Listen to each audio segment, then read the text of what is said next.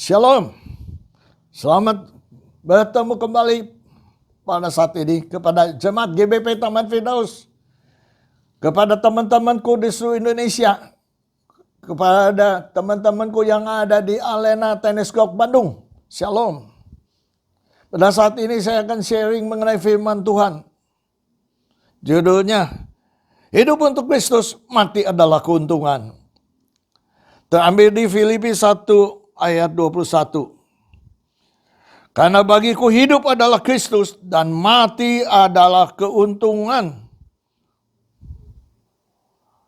Apa maksudnya hidup untuk Kristus? Saudara-saudara renungkan, hidup untuk Kristus berarti kita harus hidup seperti Yesus hidup di dunia ini. Hidup adalah Kristus. Jadi segala-galanya dalam kehidupan kita harus fokus Yesus yang diutamakan. Dalam usaha kita, Yesus yang diutamakan. Dalam pekerjaan kita, Yesus yang perlu diutamakan. Bukan saja kita mau buka toko, kita berdoa dulu. Kita bekerja, sebelum kita bekerja, berdoa dulu. Luar biasa saudara. Karena apa? Doa orang benar besar sekali kuasanya. Sehingga pekerjaan lancar pada saat itu. Usaha lancar pada saat itu. Karena apa? Karena Yesus kita utamakan di dalam kehidupan kita. Oh, kita baca di 1 Korintus 10 ayat 31 mengatakan demikian. Aku menjawab, jika engkau makan atau jika engkau minum atau jika melakukan segala sesuatu yang lain, lakukanlah semua itu untuk kemuliaan Allah, saudara. Makan untuk kemuliaan Allah. Bekerja untuk kemuliaan Allah. Usaha untuk kemuliaan Allah. Jadi utamakanlah Kristus dalam kehidupan kita. Waktu kita makan, waktu kita minum, waktu kita lakukan segala sesuatu lainnya untuk memuliakan Allah. Apakah saudara telah melakukannya? Saya sih telah melakukannya. Waktu mau pergi kemana-mana saya berdoa. Mengutamakan Tuhan Yesus dari segala-galanya dalam kehidupan kita. Apapun yang saya lakukan, saya berdoa dulu. Saya berdoa pagi-pagi untuk doa keluarga kami semuanya. Berdoa. Jadi segala sesuatu saudara di dalam kehidupan ini kita. Ingat, utamakanlah Kristus. Kalau itu tidak memuliakan Tuhan, lebih baik batalkan. Kalau itu memuliakan Tuhan, saudara bisa kerjakan. Dalam usaha. Dalam pekerjaan. Apapun yang kau lakukan, harus memuliakan Allah. Galatia 2 ayat 20 mengatakan, namun aku hidup, tetapi bukan lagi aku sendiri yang hidup, tetapi bukan aku lagi yang hidup, melainkan Kristus yang hidup di dalam aku. Yang kuhidupi sekarang dalam daging adalah hidup oleh iman dalam anak Allah yang telah mengasihi aku, menyerahkan dalam aku. Itulah hidup dalam Kristus. Menyerahkan hidup kita. Dia yang memimpinnya, bukan kita yang memimpinnya. Dalam kehidupan kita mengalami segala keputusan kita yang sendiri memutuskan, bukan meminta persetujuan dia. Bukan dia yang memimpin kita di depan, tetapi kita yang memimpin dia. Dia itu di belakang. Ini salah saudara. Maka hidup untuk Kristus. Mati adalah keuntungan. Karena kalau Kristus di dalam dirimu, mati adalah untung bukan rugi saudara. Bagaimana kita hidup di dalam Kristus menurut Alkitab? Efesus 4 ayat 23 mengatakan, supaya kamu diperbaharui. Apa yang perlu dibaharui? Roh dan kebenaran. Dalam roh dan kebenaran. Efesus 4 ayat 23. 24 saya bacakan. Dan mengenakan manusia baru. Yaitu yang telah diciptakan menurut kehendak Allah di dalam kebenaran dan kekudusan. Dan yang sesungguhnya. Karena itu buanglah. Inilah. Kita harus tidak hidup dalam diri Kristus. Harus membuang apa yang harus kita buang. Karena itu buanglah dusta. Berkatalah benar seorang kepada yang lain. Karena kita adalah sesama anggota. Dusta ini yang menjadi penyakit dalam kehidupan kita. Seperti dusta ini kecil. Setiap orang berdusta nggak apa-apa. Ingat baik-baik, dusta itu menjadi masalah di hadapan Tuhan. Buang dustamu. Kebiasaan dusta itu dibuang, saudara. Kalau engkau telah menjadi ciptaan baru, hidup untuk Kristus, engkau harus membuang kejelekanmu, yaitu dusta. Ayat 26, apabila kamu menjadi marah, janganlah kamu berbuat dosa.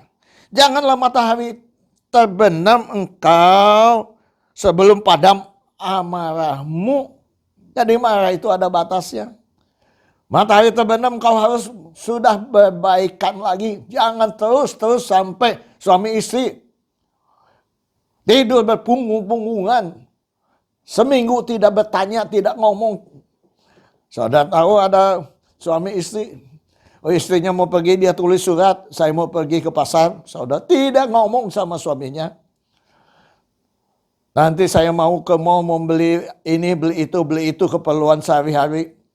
Tidak ngomong, hanya tulis saja, saudara. Ini rumah tangga mau diapakan, saudara? Bayangkan aja. Tuhan Maha Pengasih, Maha Penyayang, Maha Pengampun. Kok kita marah kita bisa kelebihan. Dan janganlah beri kesempatan kepada apa? Kepada iblis. Saudara, kalau itu kesempatan, iblis bisa masuk, saudara.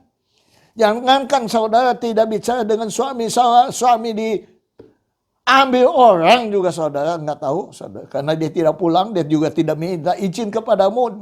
Dia pun tidak takut kepadamu, karena engkau telah mencuekkan dia di dalam kehidupannya. Ingat baik-baik, saudara. Ini nasihat dari firman Tuhan. Orang yang mencuri, dengar baik-baik. Janganlah mencuri lagi. Tetapi baiklah ia bekerja keras dan melakukan pekerjaan yang baik dengan tangannya sendiri. Supaya dapat membagikan sesuatu kepada orang yang berkekurangan. Jadi di Efesus 4 ayat 23 sampai 31. Saudara boleh catat itu semuanya. Janganlah ada perkataan kotor. Perkataan kotor penting sekali. Saya dengar banyak orang-orang itu sembarangan ngomong, saudara. Karena laki-laki dengan laki-laki ngomongan kotor semau-maunya, saudara. Ingat baik-baik, saudara. Jangan omongan kotor dalam kehidupanmu. Karena engkau adalah ciptaan Tuhan. Engkau telah diperbaharui. Kebenaran ada di dalam dirimu. Engkau harus hidup benar. Ya, perkataan kotor keluar dari mulutmu. Tapi pakailah perkataan yang baik untuk membangun di mana perlu. Supaya mereka yang mendengarnya boleh beroleh kasih karunia. Dan janganlah kamu mendukakan Roh Kudus. Roh Kudus jangan didukakan. Menyangka Roh Kudus, saudara. Tidak percaya kepada Tuhan itu menyangka Roh Kudus, menyangka Allah yang telah dimeteraikan kamu menjelang hari penyelamatan. Itu perlu dalam kehidupan kita. Ayat 31 mengatakan segala kepahitan, kegeraman, kemarahan, pertikaian, dan fitnah hendaklah dibuang dari antara kamu. Kegeraman, kemarahan, pertikaian, fitnah, hendaklah buang dari antara kamu. Demikianlah pula kejahatan. Jangan ada kejahatan di dalam kehidupanmu. Jangan punya hati. Dari hati, kalau pikiran kotor, saudara, jangan punya hati yang jelek, hati yang gak benar. Tetapi hendaklah, ayat 32 mengatakan, tetapi hendaklah kamu ramah seorang terhadap orang lain. Ramah ini kuncinya. Orang yang percaya kepada Tuhan itu harus ramah tamah, sopan santun, lemah lembut, saudara. Dan suci hatinya. Penuh kasih mesra dan saling mengampuni, sebagaimana Allah di dalam Kristus telah mengampuni kamu dalam kehidupan kita. Amin, saudara. Luar biasa saudara. Maka itu perlu dalam kehidupanmu, supaya engkau hidup benar, hidup baik, hidup berkenan kepada Tuhan. Sehingga kita akan melihat kehidupanmu yang luar biasa akan tercermin di dalam kehidupan sehari-hari kita. Tutur kata kita, sikap kita, tindak tanduk kita. Dia akan melihat kita, saudara. Orang-orang sekitar kita akan melihat kita, bagaimana kita hidup. Kalau hidup untuk Kristus, pasti semuanya baik-baik dalam kehidupan kita. Sikap, tindak tanduk, kelakuan kita itu baik buat kita semuanya. Ingat baik-baik saudara. Maka itu hiduplah benar, hiduplah baik. Dan punyalah pikiran-pikiran yang baik. Ingat, kau hidup untuk Kristus. Kalau ada pikiran, ketika aku ingin kaya, aku lupa. Hidup itu adalah kekayaan bagi kita. Jadi ingat baik-baik saudara. Kalau ingin kaya, kita ini bisa hidup sampai saat ini. Itu adalah kekayaan utama. Orang-orang telah meninggal, saudara, banyak yang telah meninggal. Bukan puluhan, ribuan orang telah meninggal menjelang COVID-19 ini. Kalau kita masih ada, itu adalah kekayaan yang engkau harus syukuri.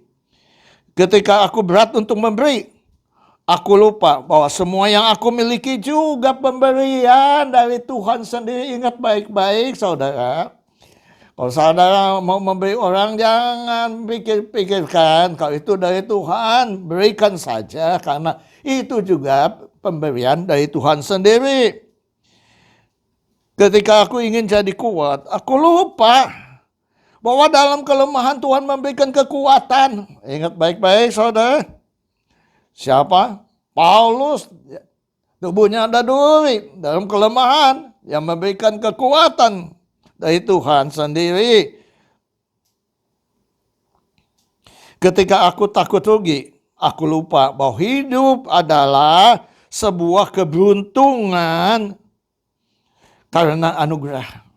Jadi nggak usah takut rugi saudara. Karena keberuntungan itu adalah anugerah yang dari Tuhan sendiri. Bukan karena tidak ada rintangan kita menjadi optimis. Bukan karena tidak ada rintangan dalam kehidupan kita. Bukan karena kita tidak ada masalah di dalam kehidupan kita. Bukan semua jalan tol saudara yang kita hadapi dalam kehidupan kita. Tetapi kita percaya, karena kita optimis, rintangan akan menjadi ringan, saudara. Karena kita optimis dalam kehidupan kita. Jadi apapun masalah, tantangan, pergumulan itu menjadi ringan bagi kita. Bukan karena mudah kita yakin bisa, bukan karena mudahnya. Tetapi karena kita yakin bisa, jadi semuanya menjadi mudah, saudara. Bukan karena semuanya baik, kita tersenyum. Karena kita tersenyum, semuanya jadi baik. Senyum itu senjata saudara buat orang. Kita senyum, orang juga bisa senyum kepada kita. Saudara, dia manggut, kita juga manggut kepada mereka, menghormati mereka. Tak ada hari menyulitkan kita, kecuali kita sendiri yang membuatnya kesulitan. Kesulitan itu datangnya dari kita sendiri. Bila kita tidak dapat menjadi jalan yang besar, cukuplah menjadi jalan yang setapak yang bisa dilalui setiap orang. Jadi artinya kalau kita tidak bisa memberkati orang dengan berkat yang besar, berkatilah dengan berkat yang ada di dalam kehidupan kita. Cukup. Bila kita tidak menjadi matahari, cukuplah menjadi lentera yang dapat menerangi sekitar kita. Nggak perlu kita menjadi matahari. bisa menerangi seluruh dunia. Cukuplah menerangi keluarga kita. Cukuplah menerangi anak mantu cucu kita. Cukuplah terangi sekitar kita, keliling kita. Jadilah lentera di mana engkau berada. Bila kita tidak dapat berbuat sesuatu untuk seseorang, saudara, kita tidak bisa membantu. Karena tidak ada jalan. Maka berdoalah untuk kebaikannya. Berdoalah untuk kebaikannya, saudara. Maka itu mulai saat ini, saudara, mulailah hidup untuk Kristus. Utamakan Kristus dalam kehidupan kita. Waktu kita makan, waktu kita minum, waktu kita lakukan segala sesuatu. Kalau orang mengajak kita untuk berjudi, ingat baik-baik, saudara. Itu yang akan menghancurkan engkau. Kalau judi itu menjadi mata pencarianmu, engkau habis-habisan, saudara, jadi penjudi. Rumah dijual, saudara. Apapun dijual. Saya teringat, ada seorang penjudi. Dia jual rumah, dia bawa uangnya. Dia lewat Jakarta Theater. Waktu zaman itu Jakarta Theater ada kasino. Dia langsung masuk ke kasino, saudara. Main kasino. Habis, saudara. Kasino itu untuk menghasilkan uang, bukan untuk menyetor uang kepada saudara. Ingat baik-baik, saudara. Tidak mungkin mereka bermodal untuk rugi. Mereka bermodal untuk menguntungkan. Seorang pegawai kantor, dia nagih uang karena dia udah di bagian penagihan. Dia ke Jakarta untuk nagih. Dia lewat kasino. Nggak tahu otaknya dimasukin iblis. Hatinya dimasukin iblis. Dia bawa uang itu. Bawa 10 juta. Dia masuk ke kasino. Tahu, saudara, apa yang dia dapat? 100 juta dia dapat, saudara. Itulah kasino, saudara. 100 juta. Dia pulang. Otaknya, hatinya, iblis memasuki. Kalau saya 10 juta jadi 100 juta. Kalau 100 juta bisa jadi 1 miliar, dia katakan. Dia pergi lagi ke Jakarta bawa uang 100 juta dan ambles, saudara. Nggak sampai di situ. Dia cari lagi tagihan. Dia ambil lagi. Dia mainin lagi. Ambles. Ketahuan juga sama majikannya bahwa uangnya tidak di-store. Dicari. Akhirnya apa? Masuk penjara, saudara. Bayangkan aja. Itu judi. Jangan judi untuk kekayaan, untuk penghasilan. Itu mah untuk hanya iseng-iseng aja, main-main, meluangkan waktu, menghabiskan waktu. Ingat baik-baik, saudara. Maka saat ini jadilah orang yang baik, mementingkan Yesus. Yesus katakan, hidup bukan untuk kita sendiri. Hidup untuk Kristus, hidup untuk orang lain. Kenapa? Kasihilah sesamamu seperti engkau mengasihi orang lain. Itu yang Tuhan izinkan kepada kita, supaya kita memperhatikan orang lain, bukan diri kita sendiri. Hidup untuk Kristus. Pikirkan orang lain, pikirkan orang sekitarmu, pikirkan anak mantu cucumu dan semuanya. Pikirkan itu semuanya, saudara. Lingkunganmu, kotamu, negaramu. Hidup untuk Kristus itu namanya. Bukan untuk kepentingan diri sendiri. Bukan kerakusan diri sendiri. Bukan ketamakan diri sendiri. Tuhan ingin kita hidup untuk Kristus. Maka itu, dengan itu mati adalah keuntungan. Kenapa mati disebut keuntungan, saudara? Karena di Wahyu 14 ayat 13 mengatakan, supaya mereka boleh beristirahat dari jerih payahnya. Beristirahat dari jerih payahnya itu pensiun, saudara. Pensiun itu digaji tapi tidak kerja di rumah. Bayangkan santai-santai. Di orang banyak sekali ingin pensiun dini.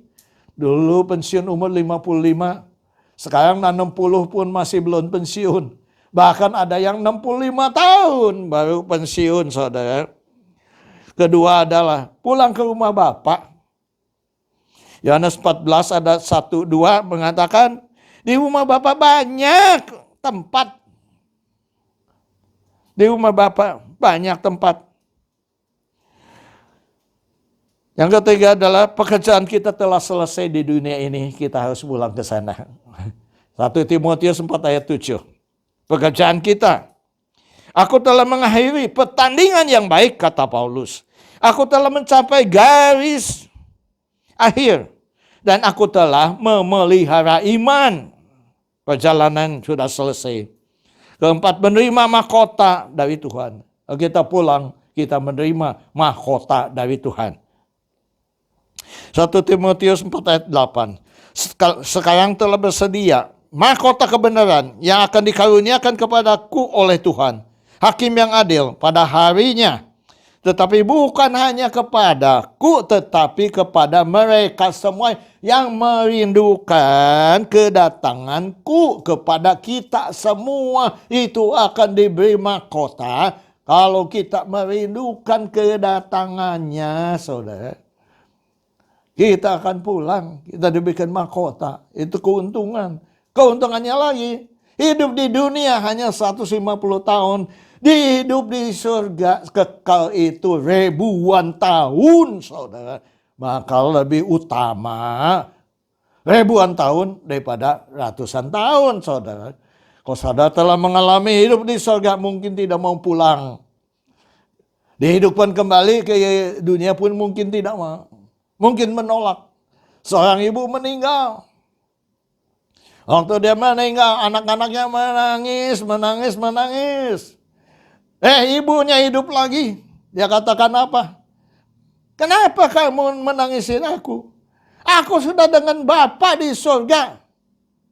Jangan nangisi aku. Blok, mati lagi. Puji Tuhan. Luar biasa, saudara.